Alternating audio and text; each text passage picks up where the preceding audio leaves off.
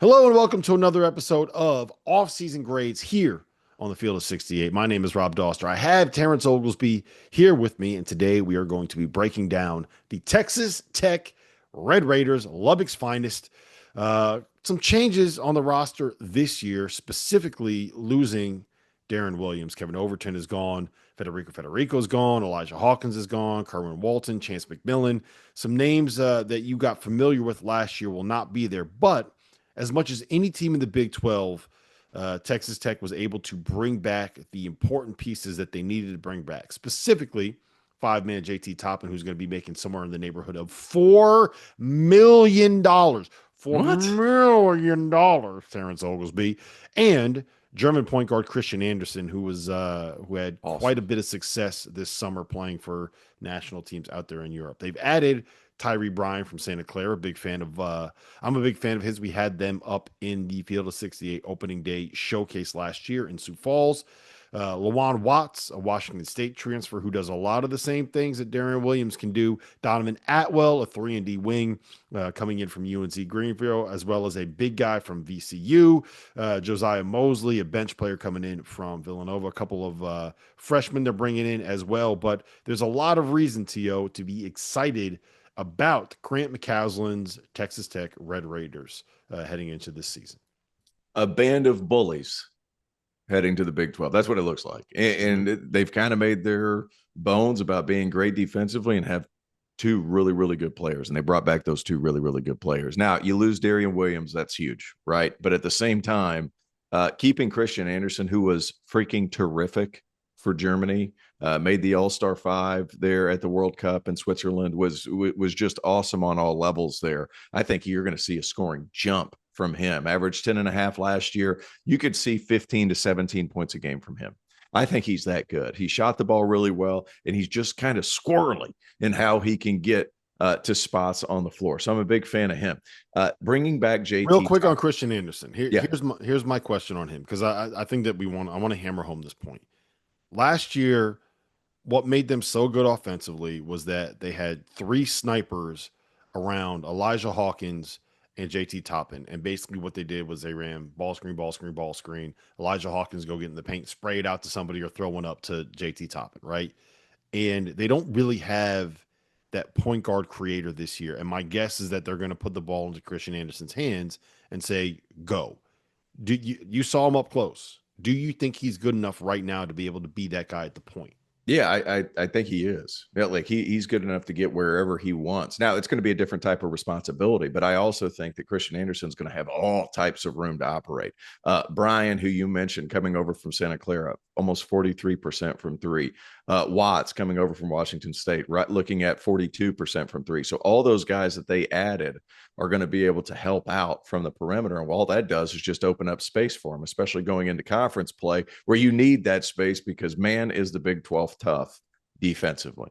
So I think the underrated addition of the whole thing, Donovan Atwell at UNC Greensboro comes over from there and playing for Mike Jones, who's an awesome defensive coach. You want to talk about a guy that's made for Lubbock and how tough and physical he is. I'm a big fan of his game.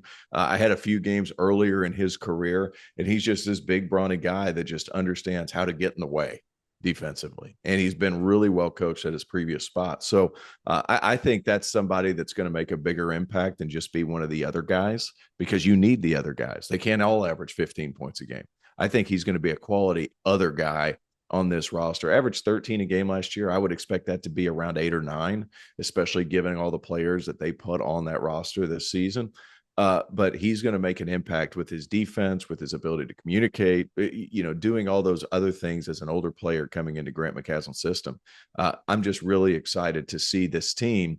And they say there's no good way to get to Lubbock. Somebody said that once upon a time. People need to get there because this team's going to be a lot of fun to watch this year. A It's really genius said funny. that. Yeah, a genius said that. Here, I think that you mentioned it with Atwell. I think that that's really big as well. And Tyree Bryan. I mean, both of those guys shot 40+% from three on volume. Tyree Bryan shot almost 5 a game. Donovan Atwell was closer to 7.5 attempts per game. So you got your 3-and-D wings right there, right? Um, You mentioned Christian Anderson. I'm going to trust your take on this. You're pretty good when it comes to the guys that play in Europe and predicting who is going to have an impact. And based off of what he did last year, I think, I'm excited to. I have a breakout list of players that's about 7 deep right now that I feel pretty confident about. And he was the first guy on the list that I wrote down in terms of the breakout stars. Guys are going to be um, breakout potential All American players this year. JT Toppin, all hand up. I messed up. How's that? I didn't think that he was going to be able to go from playing in the Mountain West to Shit. playing in the Big 12 and have this big of a leap, right? I thought that he got last year, I think it was something like 1.5 million, right? Which was a huge number for last year. And I was like, I think that they overpaid. I don't think that he's going to be able to impact the game at that level as an undersized 6'9" slender guy that's going to play at the 5 in the Big 12. And holy smokes, T.O., was that wrong? I have him right with Braden Smith as like the front runners for National Player of the Year. I'd say I'd put Milos Uzan in there. The freshman class, the Darren Petersons, the DeBonces, the Boozers, the Mikhail Browns, who I know you love, guys are going to be in that mix as well. But to me, it's JT Toppin, Braden Smith, Milos Uzan, and those are the 3 guys that I'm circling as like those are going to be the studs next year. Talk to me about JT Toppin and what you like about him. I just, whenever he was at New Mexico, I compared him to Gerald Wallace because like he just played so hard all the Mm-hmm. time. Gerald Wallace obviously had more like wing skills because he played in the NBA for God knows how long, made a couple of All-Star games, but from a sheer motor perspective, from an athleticism perspective, I thought they were very comparable. He's not Gerald Wallace, but what he does do, like Gerald Wallace, is he freaking sprints every play. He puts himself in position early in the offense, and then he just continues to work around. And, when you saw him at New Mexico, it was like he was playing with Jalen House and Donovan Dent and Jamal Mashburn Jr. and all these little guards that didn't like passing it. Donovan didn't like passing it, but it was Jalen House's show at that point. So I say all that to say this. We knew that he was capable around the rim and he had really soft touch. What was going to happen when he was the focal point? Well, you saw. Now he's going to be, $2.4 million in cash richer because you got to pay taxes now, apparently. So it's like one of these things where he just continues to get better and better and better.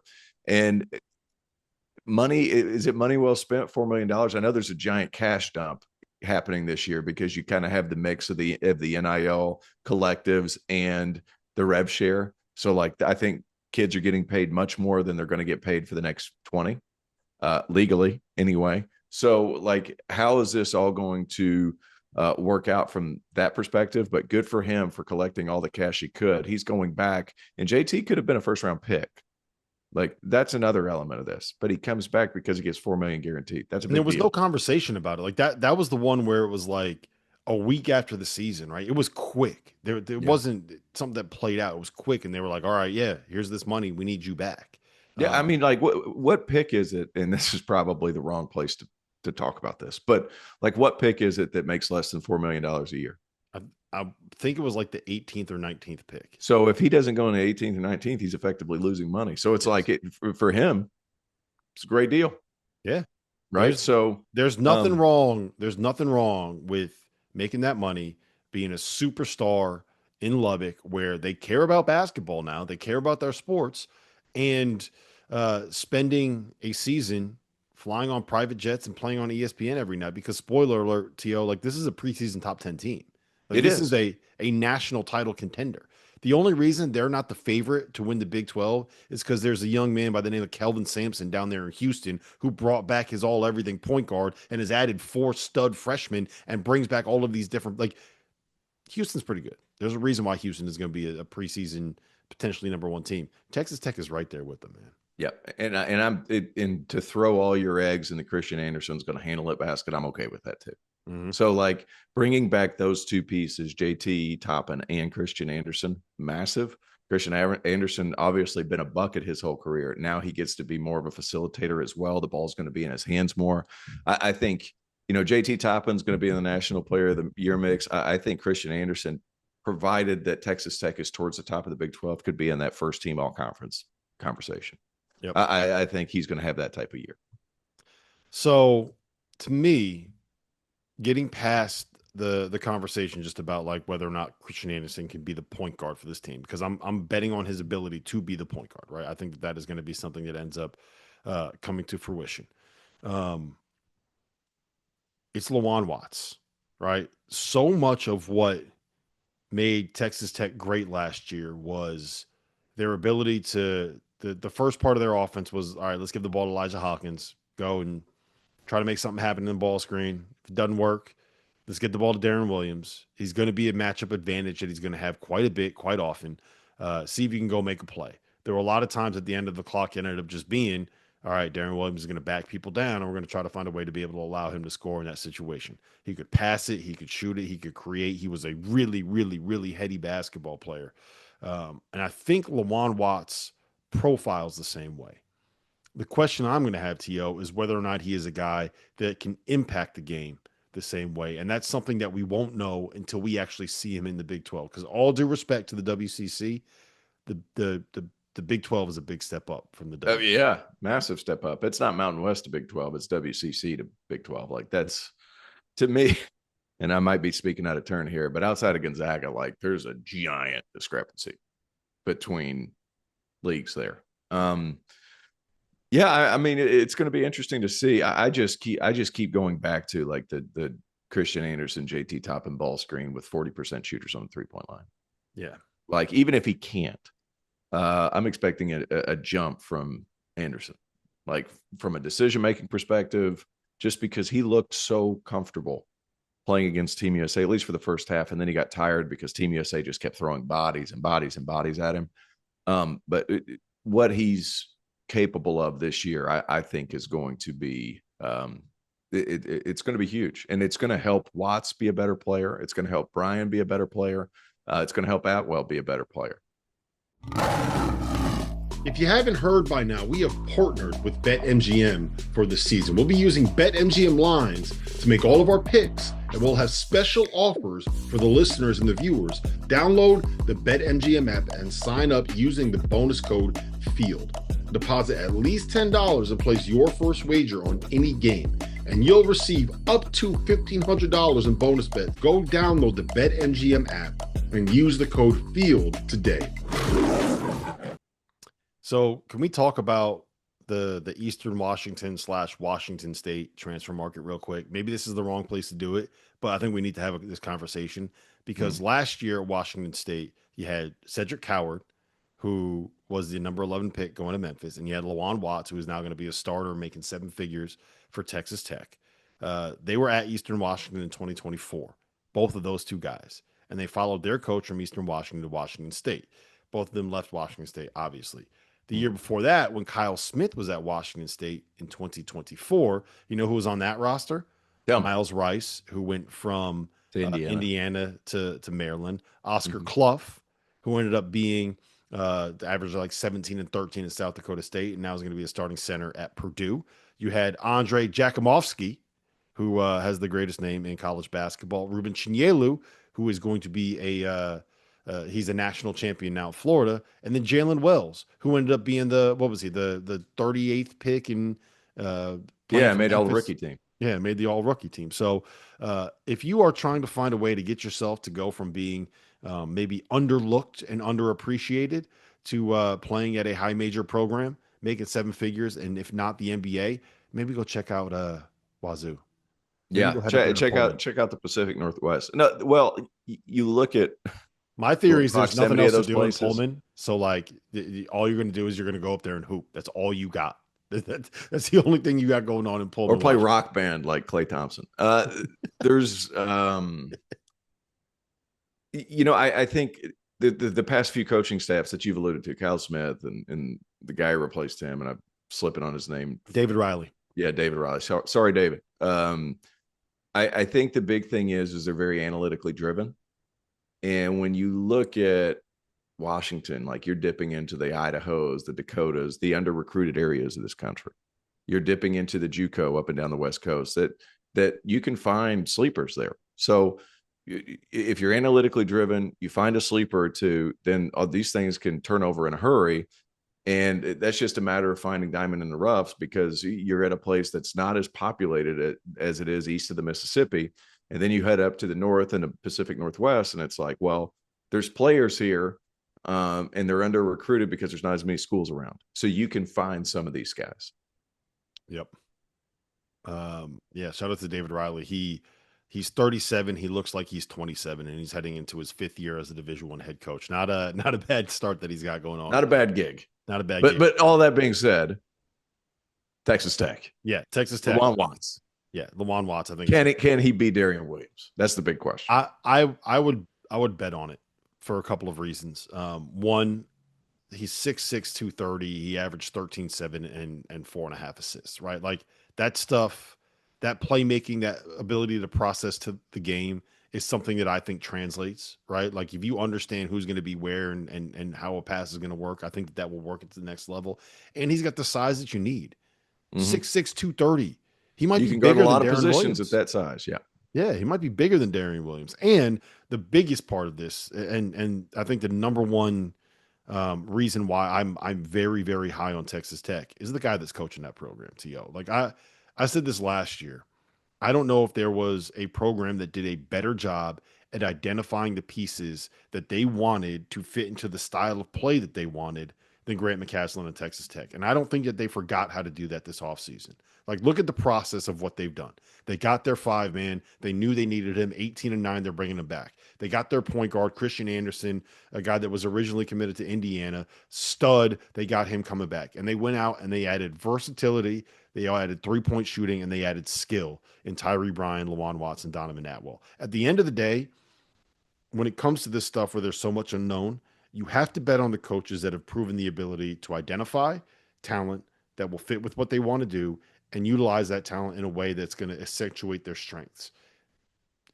Grant McCasland's done that the last 2 years. His first season, they were a 6 seed. They made the tournament. Second season, they were a 3 seed, and they were like 3 minutes away. Not to rub it. Maybe we don't want reminders of that, but you were very close to making it to a Final Four under Grant McCasland. Yep. Why would you bet against him at this point? No, and another guy too. I think you obviously look at fit, and a guy that, you know, I don't want to take anything. He's transferring from Villanova, Josiah Mosley, and he's from Texas. He's coming back closer to home. Like, fits kind of what McCasland likes. Big, thick guy who really rebounds. He went and played for Kyle Neptune. Not a whole lot of development outside of Eric Dixon happens up there.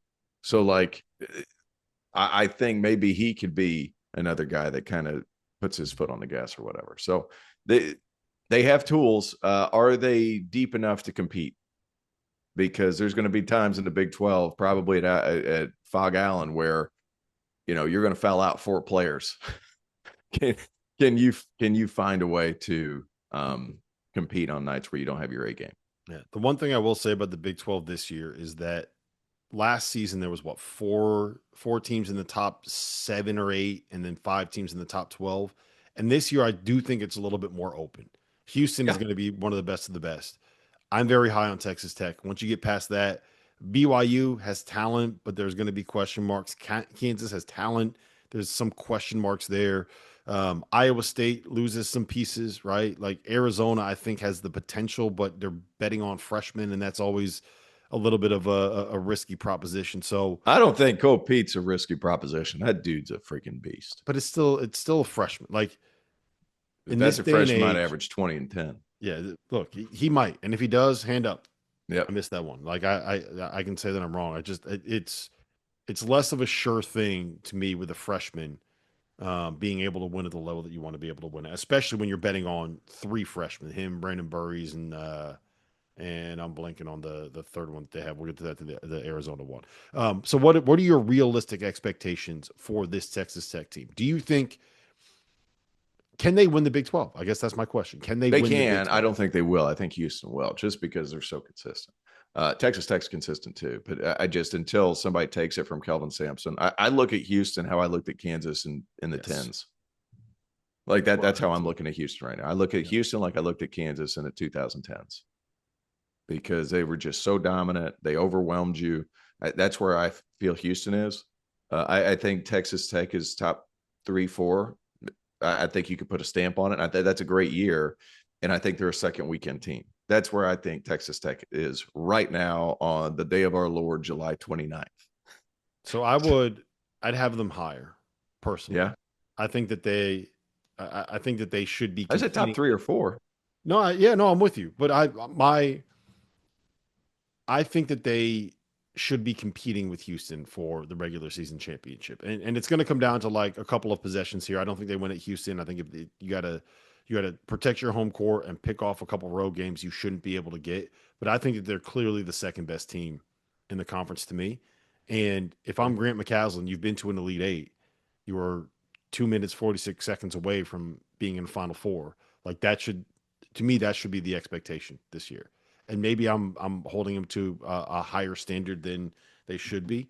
And if they finish fourth and make it to the Sweet 16, that's not like a bad season by any stretch of the imagination.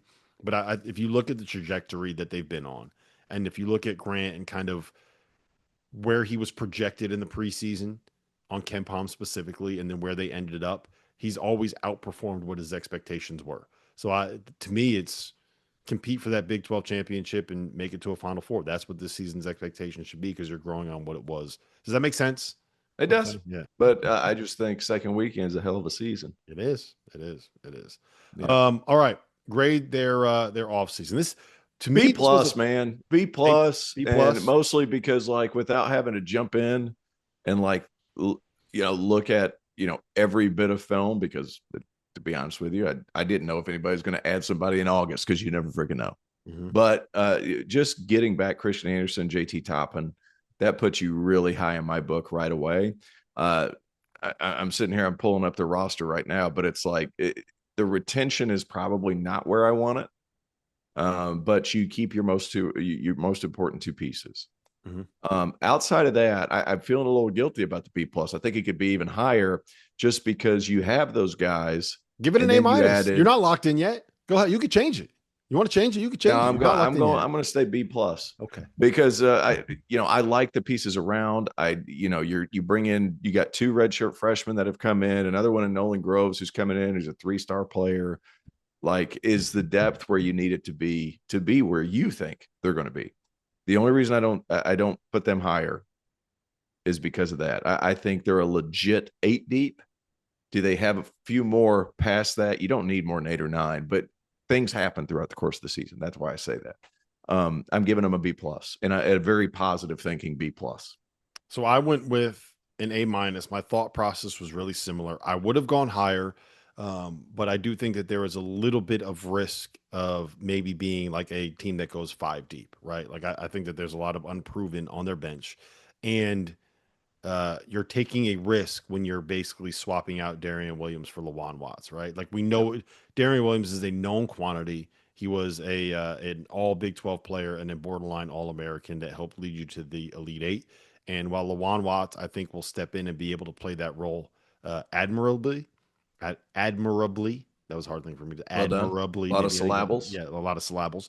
You're basically more or less, they kind of made a decision. We need to invest our money in Christian Anderson and JT Toppin, and there wasn't as much left. There's nothing wrong with that, but it's the decision that you have to make. So look, I'm looking at you, Grant McCaslin. Grant McCaslin. Every single time I see him, I get a reminder of the D plus that I gave them in the offseason prior to his first season. I'm going with an A minus. The expectations are Final Four bust, Grant. Reckham Tech, baby. Make sure you guys subscribe to the Field of 68 YouTube channel and podcast feed. We'll be here with somewhere in the neighborhood of 40 or 45 of these off-season grades. Not all of them are going to be as good as the grades that we just gave to Texas Tech.